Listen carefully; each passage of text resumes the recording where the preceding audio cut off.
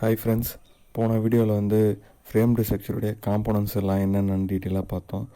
So இந்த வீடியோவிலேருந்து எப்படி பார்க்க போகிறோன்னா, அந்த each and every components construction அப்போது நம்ம நோட் பண்ண வேண்டிய பாயிண்ட்ஸ்லாம் என்னென்னன்றதை பார்க்க போகிறோம். ஸோ இந்த வீடியோ வந்து சைட் இன்ஜினியர்ஸ்க்கு தான், சிவில் இன்ஜினியர்ஸ்க்கு மட்டும்தான், சிவில் ஸ்டூடெண்ட்ஸ்க்கு மட்டும்தான் கிடையாது. நீங்கள் புதுசாக ஒரு பில்டிங் கட்டுறீங்க, ஸோ அந்த பில்டிங்கில் என்னென்ன நோட் பண்ணணும், மேஸ்திரி என்னென்ன தப்பு பண்ணுவார் அப்படின்றத கூட உங்களுக்கு இந்த வீடியோவில் நீங்கள் பார்க்கும்போது உங்களுக்கு யூஸ்ஃபுல்லாக இருக்கும். ஓகேங்களா?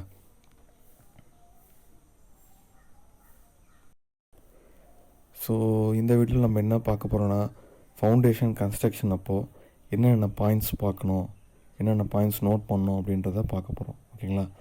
ஸோ ஃபவுண்டேஷனுக்கு எப்பயுமே நம்ம எக்ஸ்கவேஷன் பண்ணுவோம்.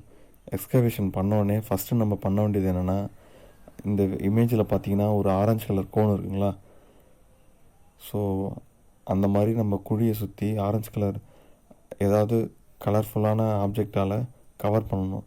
பெட்டர் நீங்கள் இந்த மாதிரி கோன்ஸ், சேஃப்டி கோன்ஸ் வாங்கிக்கிறது பெட்டர். அண்டு அதுக்கு பின்னாடி பார்த்தீங்கன்னா 2 கம்பி அடித்து டேக் மாதிரி நல்லா நைட் டைம்லேயும் தெரிகிற மாதிரி இருக்கிற டேக்ஸை வாங்கி நீங்கள் இந்த மாதிரி சுற்றி விடணும். ஸோ இது வந்து சேஃப்டி டேப்ஸ்னு சொல்லுவாங்க. இது வந்து நீங்கள் எல்லா கன்ஸ்ட்ரக்ஷன் மெட்டீரியல் கிடைக்கிற இடத்துல நீங்கள் கேட்டாலே உங்களுக்கு கிடைக்கும். ஸோ இது வந்து நம்ம சைட்டில் இல்லாத நேரத்தில் ஆடு, மாடு, இல்லைனா வந்து சின்ன பசங்க, இல்லை யாராவது வந்து தவறி விழுந்துடாமல் இருக்கிறதுக்கு யூஸ்ஃபுல்லாக இருக்கும். அண்ட் தென் சேஃப்டின்னு வரும்போது ஃபஸ்ட்டு நம்ம நைட் டைமில் ஒர்க் பண்ணுற மாதிரி இருந்ததுன்னா நம்ம அவங்களுக்கு தேவையான ப்ராப்பரான லைட்ஸு எல்லா இடத்துலையும் தெரிகிற மாதிரி ப்ராப்பரான லைட்ஸ் அரேஞ்ச் பண்ணி தரணும். பிகாஸ் நைட் டைமில் என்ன ப்ராப்ளம் ஆனாலும் லைட் இல்லைன்னா ரொம்ப கஷ்டமாயிடும், சின்ன ப்ராப்ளமாக இருந்தாலும். ஸோ லைட் வந்து ரொம்ப ரொம்ப முக்கியம். ஸோ நீங்கள் சைட்டில் இருக்கும்போது காலிலேருந்து ஒரு ஃபுட்டிங்க்கான ஒர்க்கு வந்து ரெடி ஆகிட்டு இருக்குன்னா, ஸோ ஈவினிங் கிட்ட க்ளோஸ் ஆகுது, அடுத்தது ஃபர்தராக நம்ம கான்க்ரீட் அதில் போர் பண்ண போகிறோன்னு தெரிஞ்சிச்சுன்னா நீங்கள் முன்னாடியே அதுக்கான லைட்டிங்லாம் அரேஞ்ச் பண்ணி வச்சுக்கணும். அண்ட் ஆல்சோ எப்பயுமே எலக்ட்ரிஷியனை நைட் டைமில் ஒர்க் நடக்கும்போது கையில் வச்சுருக்கணும். அண்ட் ஆல்சோ நீங்கள் பள்ளம் எடுத்ததுக்கப்புறம் அதில் வந்து நமக்கு நிறையா ஒர்க் இருக்கும். ஸோ ஃபஸ்ட்டு க்ளீன் பண்ணணும், அப்புறம் வாட்டர் ட்ரைன் பண்ணணும், அதுக்கப்புறம் ஃபுட்டிங் இறக்கிட் அதில் கான்க்ரீட் ஒர்க் பண்ணணும்.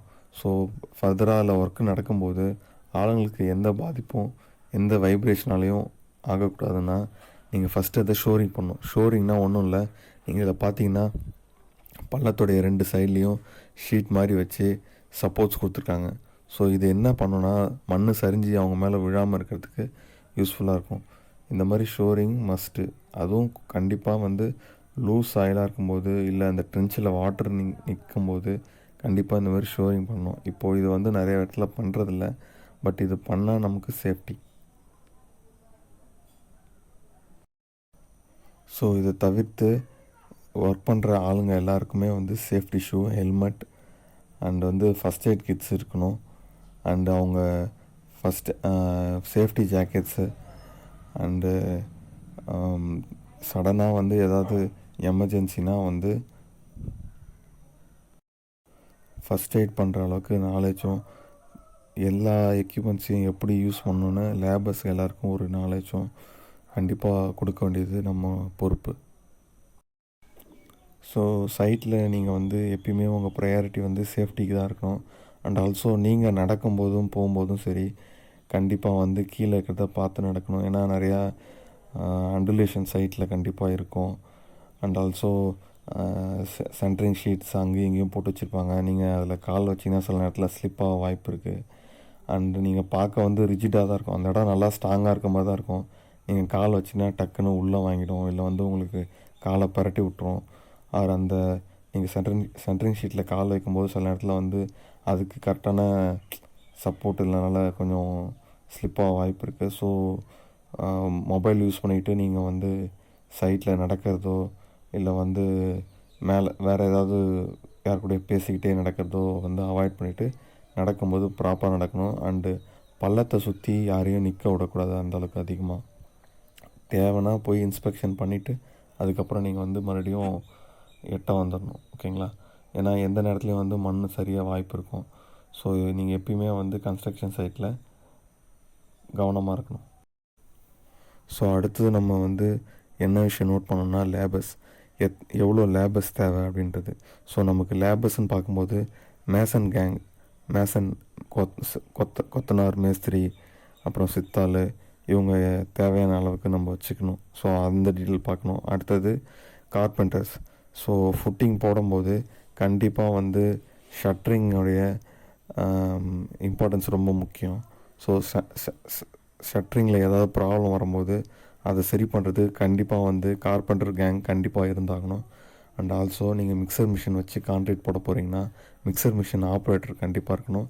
அண்டு வைப்ரேட்டர் ஆப்ரேட்டர் கண்டிப்பாக இருக்கணும். ஸோ வைப்ரேட்டருக்குலாம் ஒரு ஆப்ரேட்டர் தேவையா அப்படின்னு நீங்கள் நினைக்கலாம். ஒரு வைப்ரேட்டரை நீங்கள் மூவ் பண்ணணும் ஒரு பிளேஸ்லேருந்து இன்னொரு பிளேஸ்க்கு. கண்டிப்பாக ஒரு பிளேஸ்லேருந்து இன்னொரு பிளேஸ்க்கு நீங்கள் வைப்ரேட்டர் மூவ் பண்ணணுன்னா கண்டிப்பாக வைப்ரேட்டர் வந்து வெயிட் அதிகம். இப்போ நிறையா வந்து எலக்ட்ரிக்கல் வைப்ரேட்டர் வந்துருச்சு. பட் அது வந்து ஒரு ஆள் போட்டுடலாம், அதில் 2 ஆள் கண்டிப்பாக தேவை. ஏன்னா அதோடய லென்த் ஒயர் வந்து பிடிச்சிக்க வந்து ஒரு ஆளும் அந்த வைப்ரேட்டர் போடுறதுக்கு ஒரு ஆளும் தேவைப்படுவாங்க. ஆர்எல்ஸ் பெரிய vibrator, diesel vibrator, petrol vibrator நீங்கள் யூஸ் பண்ணிங்கன்னா கண்டிப்பாக உங்களுக்கு வைப்ரேட்டர் போடுறது மட்டுமே 3 ஆள் தேவைப்படுவாங்க. ஏன்னா ஃபுட்டிங்குன்னும் போது மேலேருந்து தான் வைப்ரேட்டர் நீங்கள் வச்சுக்க முடியும். மேலே நீங்கள் வச்சுப்பீங்க, இல்லை உள்ளே கொண்டு போனாலும் அதை மூவ் பண்ணுறதுக்கு கண்டிப்பாக 3 ஆள், நீடில் போட ஒரு ஆளும் வைப்ரேட்டரை மூவ் பண்ணுறதுக்கு 2 ஆளும் கண்டிப்பாக தேவைப்படுவாங்க.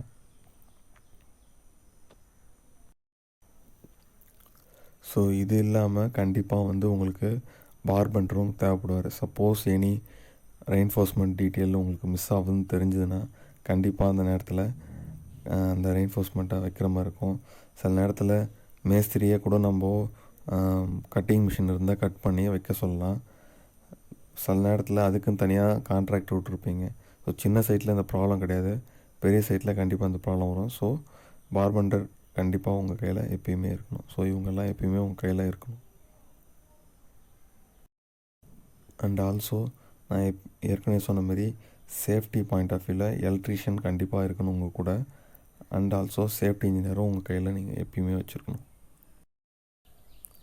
ஸோ இது இல்லாமல் அடுத்தது லேபர்ஸ் இல்லாமல் அடுத்தது என்னென்ன டூல்ஸ் ஆர் மிஷினரிஸ் உங்களுக்கு தேவைப்படும்னா பார்த்தீங்கன்னா ஃபஸ்ட்டு வந்து வைப்ரேட்டர் மோட்டார். ஸோ இப்போ வந்து இது டீசல்லே வந்துருச்சு, எலக்ட்ரிக்கலில் ஒர்க் பண்ணுறதும் வந்துருச்சு. ஸோ அதில் உங்களுக்கு எது கிடைக்குதோ அதை ப்ரிஃபர் பண்ணிக்கோங்க. ஸோ அண்டு ஜென்ரேட்டர், நீங்கள் மிக்சர் மிஷின் வச்சு பண்ண போகிறீங்கன்னா கண்டிப்பாக உங்களுக்கு ஜென்ரேட்டர் தேவை. டீசலில் ஓடுறதும் இருக்குது, எலக்ட்ரிக்கலில் ஓடுறதும் இருக்குது. ஸோ அதுக்கு தகுந்த மாதிரி நீங்கள் ரெடி பண்ணிக்கணும் ஜென்ரேட்டர். அண்ட் ஆல்சோ நைட் டைமில் நீங்கள் பண்ணுறீங்கன்னா உங்களுக்கு எலக்ட்ரிக்கல் ஃபெசிலிட்டி கிடைக்கல அப்படின்ற பட்சத்தில் கண்டிப்பாக ஜென்ரேட்டர் தேவைப்படும். ஸோ அண்ட் ஆல்சோ எனி ப்ராப்ளம்னா அதை அட்டன் பண்ணுற மாதிரி ஃபோர்மேன் கண்டிப்பாக நீங்கள் வச்சுக்கணும் ஜென்ரேட்டருக்கு. அண்டு மிக்சர் மிஷின் கண்டிப்பாக நீங்கள் கான்க்ரீட் பண்ணும்போது மிக்சர் மிஷின் கண்டிப்பாக உங்களுக்கு தேவைப்படும். அண்ட் வாட்டர் ட்ரெயின் பண்ணி அவுட் பண்ணுறதுக்கு, ஃபுட்டிங்கில் தண்ணி அதிகமாக இருந்ததுன்னா அதை பம்ப் பண்ணி வெளியே தள்ளுறதுக்கு வந்து உங்களுக்கு கண்டிப்பாக ஒரு வாட்டர் ட்ரெயின் பண்ணுற பம்ப் கண்டிப்பாக உங்களுக்கு தேவைப்படும். அண்ட் ஆல்சோ சைட்டு ஃபுல்லாகவே நீங்கள் க்யூரிங் பண்ணுறதுக்கு வித் ஓஸோட கண்டிப்பாக உங்களுக்கு போர் வாட்டர் கண்டிப்பாக தேவைப்படும். ஸோ அது கண்டிப்பாக நீங்கள் வச்சுருக்கணும். உங்கள் சைட்டுடைய ஈச் அண்ட் எவ்ரி கார்னர், நீங்கள் எவ்வளோ ஹைட்டு போனாலும் சரி, எவ்வளோ ஒயிட் போனாலும் சரி, அதை கவர் பண்ணுற மாதிரி கண்டிப்பாக உங்களுக்கு க்யூரிங் ஓஸ் மஸ்ட். ஓகேங்களா? அண்ட் ஆல்சோ நீங்கள் வந்து லேடர் வந்து மினிமம் பெரிய சைட்னால் ஒரு 3 or 4 வச்சுக்கணும். சின்ன சைட்னால் கண்டிப்பாக 2 வச்சுருக்கணும். லேடர் வந்து ரொம்ப ரொம்ப ரொம்ப மஸ்ட்டு. ஸோ அண்ட் இந்த வீடியோ நம்ம பார்க்குறது வந்து ஸ்பெஷலாக வந்து ஃபுட்டிங் கோசம் பார்க்குறோம். ஃபுட்டிங்னு வரும்போது கவர் சைஸ் வந்து 50 mm. ஈச் அண்ட் எவ்ரி காம்போனன்ட்ஸ்க்கும் உங்களுக்கு கவர் சைஸ் வந்து மாறும். ஸோ ஃபுட்டிங்க்கு 50 mm கவர். ஸோ அந்த கவர் கண்டிப்பாக நீங்கள் வச்சுருக்கணும். ஓகேங்களா?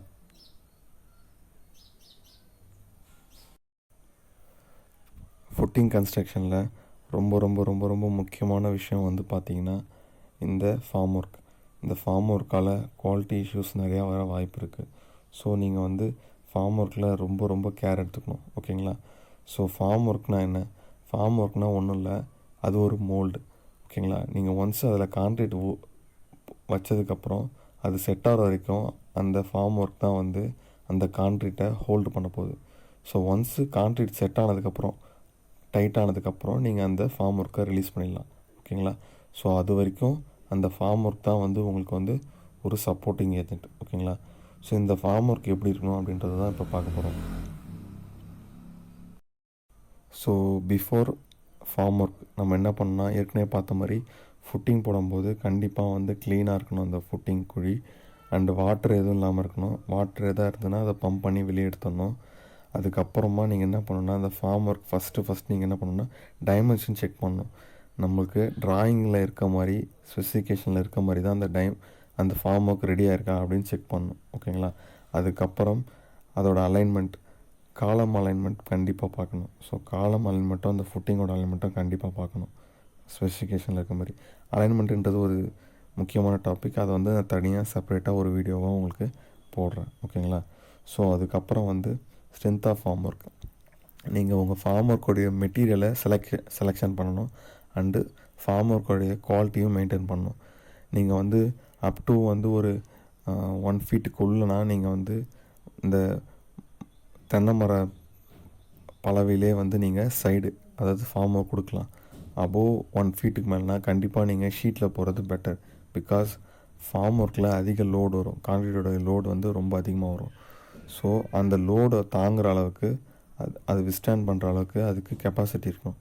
நீங்கள் பலவையில் கொடுத்தாலும் கொடுக்கலாம், பட் அதுக்கு அந்தளவுக்கு ப்ராப்பரான சப்போர்ட் கொடுத்துருக்கணும். அண்டு ஷீட்டுக்குன்னு வரும்போது கரெக்டாக வந்து பைப்ஸை வச்சு சப்போர்ட்ஸை வந்து டைட் பண்ணணும். இதில் பார்த்தீங்கன்னா இந்த வீடியோவில் பார்த்தீங்கன்னா அந்த எல்லோ கலர் ஷீட் இருக்குங்களா, அதில் வந்து லேட்டரலாக பார்த்தீங்கன்னா ஒயிட் கலரில் சப்போர்ட் கொடுத்துருக்காங்க பாருங்கள். அது இல்லாமல் சைட்லேயும் சப்போர்ட் கொடுத்துருக்காங்க. இந்த மாதிரி நீங்கள் சைட்டில் ஃபுட்டிங்க்கு கண்டிப்பாக சப்போர்ட்ஸ் கொடுக்கணும். ஓகேங்களா. அதுக்கப்புறம் நம்ம பார்க்க வேண்டிய விஷயம் அந்த ஷீட்டை வந்து ப்ராப்பராக ஷீட்டாக இருந்ததுன்னா ஸ்டீல் ஷீட்டாக இருந்தால் கண்டிப்பாக அதை வந்து க்ரீஸ் பண்ணணும், ஆயில் அடித்து வச்சுருக்கணும். பிகாஸ் அதுதான் உங்களுக்கு பிரிக்கும் போது யூஸ்ஃபுல்லாக இருக்கும். அண்டு டைமென்ஷன் செக் பண்ணியாச்சு. சப்போர்ட்ஸ் வந்து நீங்கள் லூஸ் ஆயிலெலாம் கொடுக்கும்போது கண்டிப்பாக வந்து ப்ராப்பராக கொடுக்கணும். ஏன்னா வந்து ஒன்ஸு லோடு தள்ள ஆரம்பிச்சிருச்சுன்னா உங்களுக்கு வந்து லூஸ் ஆயிலாக இருக்கும்போது ஈஸியாக வந்து சப்போர்ட்ஸ் வந்து டேமேஜ் ஆக சான்சஸ் இருக்குது. அதனால் வந்து உங்களுக்கு வந்து ஷட்டரிங் வந்து டீஃபார்ம் ஆகும். ஸோ டீஃபார்ம் ஆகிடுச்சுன்னா நீங்கள் நினைக்கிற ஷேப்பில் வந்து அந்த ஷட்டரிங் இருக்காது. ஸோ ஷட்டரிங்கிறது வந்து நல்லா ஸ்ட்ராங்காக ரிஜிடாக இருக்கணும். ஸோ அதுக்கு தகுந்த மாதிரி நீங்கள் வந்து கார்பெண்டர்கிட்ட சொல்லி டைட் பண்ண வேண்டிய இடத்துல டைட் பண்ணணும். அண்டு சப்போர்ட் கொடுக்குற இடத்துலையும் கரெக்டான சப்போர்ட்ஸாக இருக்கணும். ஓகேங்களா. அண்டு நீங்கள் இன்னொரு விஷயம் மெயினாக என்ன பார்க்கணுன்னா ஒன்ஸ் அதில் கான்க்ரீட்டை ஊற்றணுன்னா அதோடைய சிமெண்ட் பேஸ்ட் வந்து வெளியே வராத அளவுக்கு பார்த்துக்கணும். ஏன்னா நம்ம வந்து கொஞ்சம் ஸ்லம்ப்பு முன்ன பின்ன இருந்தாலும் அந்த சிமெண்ட் பால் சொல்லுவாங்க, அது வந்து எந்த கேப் மூலியமாகவும் வெளியே வராமல் பார்த்துக்கணும். ஸோ அந்தளவுக்கு வந்து ப்ராப்பராக ஷட்டரிங் பண்ணியிருக்கணும். கேப்ஸ் எதாக இருந்ததுன்னா அதை அடைச்சிடணும். ஓகேங்களா. ஸோ ஃபுட்டிங்னு வரும்போது ரொம்ப ரொம்ப ரொம்ப முக்கியமாக வந்து எல்லோரும் பார்க்க வேண்டிய விஷயம் என்னென்னா கவர் வந்து கண்டிப்பாக 50 mm இருக்கணும். ஓகேங்களா. ஸோ அதை நீங்கள் வந்து ப்ராப்பராக பண்ணணும். அண்டு ப்ராப்பரான பிசிசி மேலே தான் நம்ம ஃபுட்டிங் ஸ்டார்ட் பண்ணுறோமான்றதையும் கண்டிப்பாக பார்க்கணும். ஏன்னா பிசிசி ஒழுங்காக இல்லைன்னா உங்களுக்கு வந்து சீக்கிரமாகவே வந்து செட்டில்மெண்ட்டோ இல்லை வந்து உள்ளே இருக்க ரெயின்ஃபோர்ஸ்மெண்ட்டுக்கு சீக்கிரமாக வந்து வாட்டர் டேபிள் இன்க்ரீஸ் ஆகிறதுனால கண்டிப்பாக வந்து கரோஷன் ஆகிறதுக்கு வாய்ப்பு இருக்குது. அண்டு சைடு கவரும் நீங்கள் கண்டிப்பாக பார்க்கணும். பாட்டம் கவர் கண்டிப்பாக பார்க்கணும். அதேமாதிரி சைடு கவரும் கண்டிப்பாக பார்க்கணும். ஓகேங்களா. ஸோ காலம் அலைன்மெண்ட்டும் கண்டிப்பாக பார்க்கணும். ஸோ இப்போ இது ஃபார்ம் ஒர்க்கில் என்னென்ன பார்த்துருக்கோன்னா வாட்டரை வந்து பம்ப் பண்ணி வெளியே எடுத்துடணும். க்ளீனான ஃபுட்டிங்காக இருக்கணும். கவர் 50 mm இருக்கணும். சைடுலேயும் பாட்டத்துலேயும் ப்ளஸ் டாப்லேயும் வந்து 50 mm இருக்கணும். ப்ராப்பரான பிசிசி மேலே வந்து நம்ம வச்சுருக்கோமான்றதை பார்க்கணும். அண்டு லீக்கேஜ் எதுவும் இல்லாமல் சிமெண்ட்டு பால் வந்து எதுவும் லீக் ஆகாமல் இருக்கான்னு பார்க்கணும். டைமென்ஷன் கரெக்டாக இருக்கான்னு ஃபுட்டிங் டைமென்ஷன் கரெக்டாக இருக்கான்னு பார்க்கணும். காலம் அலைன்மெண்ட்டும் ஃபுட்டிங் அலைன்மெண்ட்டும் கண்டிப்பாக பார்க்கணும். சப்போர்ட்ஸ் எல்லாம் ப்ராப்பராக இருக்கான்னு பார்க்கணும். நம்ம சப்போர்ட்ஸ்க்கு அந்த ஃபார்ம் ஒர்க் வைக்கிற மெட்டீரியல் வந்து ஷீட் ஆர் உட்டில் வைக்கும்போது அது நம்ம வைக்கிற ஹைட்டுக்கு ஏற்ற மாதிரி இருக்கான்னு பார்க்கணும். ஓகேங்களா. ஸோ 1 ஃபீட்டுக்குள்ளே இருந்தால் நீங்கள் வந்து உட் ஒர்க்கே வைக்கலாம். அதுக்கு மேலே போச்சுன்னா ஸ்டீலில் வைக்கிறது ரொம்ப பெட்டர். ஓகேங்களா. ஸோ அந்த ஷீட்ஸையும் சரி ஷீட்டாக வச்சாலும் சரி உட் ஷீட்ஸ் ஸ்டீல் ஷீட் வச்சாலும் சரி உட் ஷீட் வச்சாலும் சரி சைடில் அதுக்கு சப்போர்ட்ஸ் ப்ராப்பராக கண்டிப்பாக கொடுக்கணும். ஓகேங்களா. ஸோ ரெயின்ஃபோர்ஸ்மெண்ட் டீட்டெயில்ஸ்லாம் வரும்போது நீங்கள் ஃபுட்டிங்கில் என்னென்ன செக் பண்ணணும்னா கம்பி விஷயத்தில் என்னென்ன செக் பண்ணணும்னு பார்த்தீங்கன்னா ஃபஸ்ட்டு ஃபுட்டிங் அண்டு காலத்துடைய டயாமீட்டர் ஆஃப் ரெயின்ஃபோர்ஸ்மெண்ட் நீங்கள் என்ன யூஸ் பண்ணியிருக்கீங்களோ அதை ப்ராப்பராக செக் பண்ணணும். ட்ராயிங்லேயே உங்களுக்கு எல்லா டீட்டெயிலும் கொடுத்துருப்பாங்க. ட்ராயிங் எப்படி ரீட் பண்ணி அந்த டீட்டெயில் பார்க்குறதுன்றதை அடுத்தடுத்த வீடியோவில் நம்ம பார்ப்போம். ஸோ ஃபஸ்ட்டு நம்ம செக் பண்ண வேண்டியது கம்பியோட கம்பி என்ன சைஸில் போடணும், எவ்வளோ ஸ்பேஸிங், எவ்வளோ டிஸ்டன்ஸில் ஒரு கம்பிக்கும் இன்னொரு கம்பிக்கும் ஸ்பேஸ் இருக்கணும் அப்படின்றத கண்டிப்பாக நீங்கள் ட்ராயிங் பிரகாரம் இருக்கான்னு செக் பண்ணிடணும். ஏன்னா நீங்கள் ஒன்ஸு கான்க்ரீட் போட்டுட்டிங்கன்னா அதை உடச்சிட்டு அப்புறமா நீங்கள் மறுபடியும் அந்த கம்பியை எடுத்து மாற்றுறதுன்றது ரொம்ப கஷ்டமான விஷயமாயிடும். ஸோ போடுறதுக்கு முன்னாடி இது கண்டிப்பாக செக் பண்ணியே ஆகணும். ஓகேங்களா? கிளைண்ட்டாக நீங்கள் இருந்தீங்கன்னா, ஃபார் எக்ஸாம்பிள் உங்கள் சொந்த வீடு கட்டுறீங்கன்னா, ஒரு இன்ஜினியரோ மேஸ்திரியோ வச்சு பார்த்தீங்கன்னா கண்டிப்பாக இந்த ஸ்டீல் விஷயத்தில் நீங்கள் கவனமாக இருக்கணும். ஸ்டீல் வந்து சொன்னதை விட கம்மியாக போடுவாங்க, ஆர்எல்ஸ் சொன்ன டயாவோட கம்மியாக போடுவாங்க. ஸோ இதை கண்டிப்பாக டயக்ராமில் இருக்க மாதிரி செக் பண்ணணும். இது உங்களுக்கும் புரிகிற மாதிரி நான் ஈஸியாக வந்து அடுத்தடுத்த வீடியோவில் கண்டிப்பாக வந்து நான் போடுறேன். ஓகேங்களா? ஸோ அடுத்தது வந்து ஏற்கனவே நான் சொன்ன மாதிரி அலைன்மெண்ட், காலம் அலைன்மெண்ட்டு கரெக்டாக இருக்கான்னு நீங்கள் வந்து கண்டிப்பாக பார்க்கணும். அதுக்கப்புறம் இந்த ஓவர்லேப்பிங் ஸ்பேஸிங்கு, டெவலப்மெண்ட் லென்த்து, எவ்வளோ தூரம் கிராங்க் ஒன்றுன்றதெல்லாம் கரெக்டாக நீங்கள் வந்து ட்ராயிங்கில் கொடுத்துருக்க ஸ்பெசிஃபிகேஷன் பிரகாரம் கண்டிப்பாக பார்க்கணும். அண்ட் ஆல்சோ நீங்கள் யூஸ் பண்ணுற ஸ்டீல் வந்து ரொம்ப துரு பிடிச்சி இல்லாமல் இருக்கணும். முடிஞ்சால் வந்து நீங்கள் ஒரு ஃபுட்டிங் லெவலில் நம்ம போடுற கம்பின்றனால முடிஞ்சால் அதில் எனி ரெசிஸ்டன்ஸ் கோசம் paint coating or water resistance கோசம் ஏதாவது கோட்டிங் கொடுக்கறது பெட்டர். ஏன்னா ரொம்ப நாள் வந்து அது உள்ளே வந்து கான்டாக்டில் இருக்க போது சாயில் கூட கண்டிப்பாக வந்து மாய்ச்சர் ஏறும்போது கண்டிப்பாக அது வந்து எனி கேப்ஸ் இருந்தால் அது மூலயமா வந்து வாட்டர் உள்ளே போயிட்டு உங்கள் ரெயின்ஃபோர்ஸ்மெண்ட் அரிக்கிறதுக்கான வாய்ப்பு கொஞ்சம் அதிகமாகவே இருக்குது. ஸோ அதில் வந்து ப்ராப்பரான வாட்டர் இன்சுலேஷன் பண்ண முடிஞ்சால் பண்ணிக்கோங்க. அண்ட் அகெயின் நான் சொல்கிறேன், க்ளீனாக இருக்கணும். அண்ட் ஆல்சோ கவர் கண்டிப்பாக இருக்கணும். இதை கண்டிப்பாக நீங்கள் ஒவ்வொரு ஸ்டேஜ்லேயும் செக் பண்ணிகிட்டே இருக்கணும். ஓகேங்களா?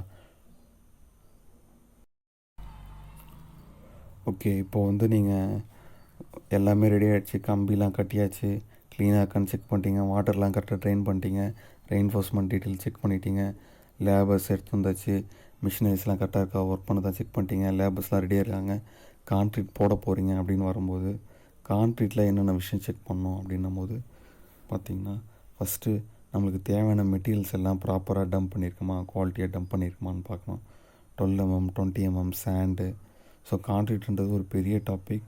அதையும் நான் அடுத்தடுத்த வீடியோவில் உங்களுக்கு கவர் பண்ணுறேன். ஸோ அதில் என்னென்ன செக் பண்ணுன்றதெல்லாம் அடுத்தடுத்த வீடியோவில் ப்ராப்பராக நான் சொல்கிறேன். ஸோ கான்க்ரீட் நீங்கள் வந்து ஹேண்ட் மிக்ஸில் போக போகிறீங்களா, ரெடி மிக்ஸில் வர போகிறீங்களா? ரெடி மிக்ஸ்னால் என்னென்ன பண்ணணும், என்னென்ன செக் பண்ணணும் அப்படின்றதையும், ஹேண்ட் மிக்ஸ்னால் என்னென்ன பண்ணணுன்றதையும் அடுத்தடுத்த வீடியோவில் நம்ம கண்டிப்பாக பார்ப்போம். ஸோ இதெல்லாம் தான் வந்து கான்க்ரீட்டிங் ஆஃப் ஃபுட்டிங் நீங்கள் பண்ணும்போது கவனிக்க வேண்டிய விஷயம். அண்ட் ஆல்சோ ஒன்ஸ் நீங்கள் ஃபுட்டிங் போட்டு முடித்ததுக்கப்புறம் அதை ப்ராப்பராக க்யூரிங் பண்ணணும். நான் ஏற்கனவே சொன்ன மாதிரி க்யூரிங் வந்து உங்களுடைய பில்டிங் கட்டுற ஒவ்வொரு கார்னர்லையும் நீங்கள் கண்டிப்பாக க்யூரிங் பண்ணியே ஆகணும். ஏன்னா சிமெண்ட் இல்லாமல் எந்த வேலையும் உங்கள் சைட்டில் நடக்காது. ஒன்ஸு சிமெண்ட் வந்துட்டாலே நீங்கள் கண்டிப்பாக க்யூரிங் பண்ணியே ஆகணும். ஸோ ஒவ்வொரு இன்ச்சையும் ப்ராப்பராக க்யூரிங் பண்ணணும். ஓகேங்களா? ஸோ உங்களுக்கு இந்த வீடியோ பிடிச்சிருந்தா லைக் பண்ணுங்கள், உங்கள் ஃப்ரெண்ட்ஸுக்கு ஷேர் பண்ணுங்கள், சப்ஸ்கிரைப் பண்ணுங்கள் இந்த சேனலை. சிவில் ஃப்ரெண்ட்ஸ் யாராக இருந்தாங்கன்னா அவங்களுக்கு கண்டிப்பாக இதை ஷேர் பண்ணுங்கள். நீங்கள் ஒர்க் பண்ணுற இடத்துல வந்து எனி ஜாப் இருந்ததுன்னா நீங்கள் என்னோடய வாட்ஸ்அப் நம்பருக்கு ஷேர் பண்ணிங்கன்னா கிராமத்து சைடில் இருக்க பசங்களுக்கு கண்டிப்பாக உங்களுடைய ரெஃபரன்ஸ் யூஸ்ஃபுல்லாக இருக்கும். அண்ட் ஆல்சோ உங்களுடைய சைட் நாலேஜை நீங்கள் ஷேர் பண்ணிக்கணும்னு நினச்சிங்கன்னா, பை சான்ஸ் நீங்கள் வந்து எந்த ஃபீல்டில் வேணால் இருக்கலாம், சிவில் ரிலேட்டடாக நீங்கள் ஒரு சிமெண்ட் கம்பெனியில் ஒர்க் பண்ணலாம், ஒரு பெயிண்ட் கம்பெனியில் ஒர்க் பண்ணலாம். உங்களுக்கு தெரிஞ்ச டீட்டெயில்ஸை நீங்கள் ஷேர் பண்ணணும்னு நினச்சிங்கன்னா வாட்ஸ்அப் பண்ணிங்கன்னா உங்களுக்கு தெரிஞ்ச டீட்டெயில்ஸை எப்படி ஸ்டூடெண்ட்ஸுக்கு கிளைண்ட்ஸுக்கும் வந்து ப்ராப்பராக வந்து கன்வே பண்ணணுமோ அந்த விதத்தில் கன்வே பண்ணிக்கலாம். ஸோ ப்ளீஸ் நாலேஜை ஷேர் பண்ணுங்கள், ஜாப் வேக்கண்ட் இருந்தால் ஷேர் பண்ணுங்கள். அது கண்டிப்பாக இன்னொருத்தவங்களுக்கு யூஸ்ஃபுல்லாக இருக்கும். தேங்க்யூ.